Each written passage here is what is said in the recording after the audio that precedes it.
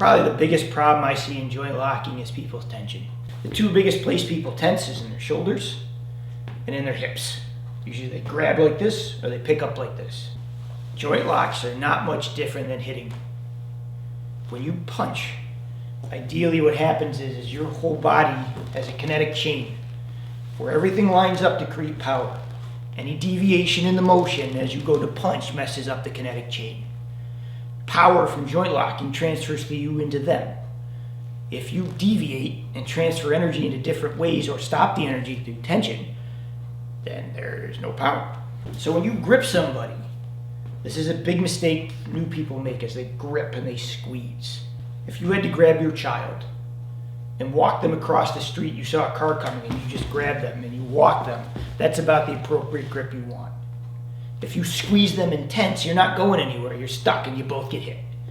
So when you're doing this, when you lay hands on someone, it's almost like you want like trapping should be too, right? It should just relax onto them. It's not like, oh, when you tense up and like grab. You want to relax and grip into them. Your shoulders, your body should be relaxed. Everything should be comfortable. Because you want to take your mass and throw it through them. And you can't throw your mass through them if you're tense. You just can't. So, the first thing you want to check, like something simple like this, grab, right? Check your shoulders and make sure that you have a good grip, but you're relaxed in the shoulders. Right? You should be able to squeeze. Now look, you have to put a little tension on, but just enough to make it work, right? It goes like that. Comfortable. I should be pliable in the body. If you're not pliable, it doesn't work. The next thing you want to check is your hips. I'm telling you, because I've been through it. Like the first thing people want to do is when they grab, they do this, and they lock up in the hips and they get stuck. Without the power of your legs to pump and use this properly, joint locks do not work. It's just tension, and everything's stuck there. It's a failure. So when you first learn, like, look, you should do drills like this. Just comfortable. I know it looks dumb. People are going to the internet going, oh, you're dancing. It doesn't work. I get it. I understand. But who cares? Like, don't listen to idiots. Your job is to actually check your body and make sure that the body works first. Then you can start putting the locks on. So once you do this, right, what happens is, say I put this on, I have to learn how to relax into it, right? There's a comfortableness to it.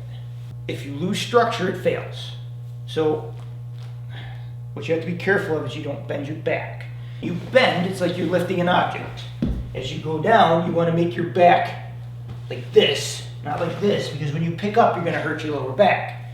You want to pick up, picking up your chest and coming like this, so you're picking up with your core and not your lower back. When you go into these things, you want to make sure as you bend that you're like this, right? Your chest is up, not like this, and you're dropping mass. That's all it is. Now, here's where the argument's going to come, and I get it. People are going to say that you just can't put this on people because they're going to tense up. Absolutely correct. And what happens is if I go like this, and I go to put this on him, and he tenses by nature because I want to put that lock on, I'm going to tense up too. And then I'm going to try and crank through him. And then we're going to turn into a pissing contest to who's stronger. And then the joint lock fails. And then he punches me in the face over and over again while I sit here like this. So what you have to understand is you should never lose your relaxation. If I go to grab him and he tenses, then I should go on to the next thing that allows me to keep my relaxation where I want it. It's not my job to tense up and tense through him. It's my job is if I meet resistance to take the resistance from him so that I can go into something else. If you match his resistance, then you failed. If you feel like you've hit a dead spot, then let it go. It's okay. Come back to it. You don't need to do it anyways. I mean, in most fights, joint locks aren't going to happen. Joint locks are better against people who are inebriated, who are reaching for you, like law enforcement. Like you see in Germany all the time.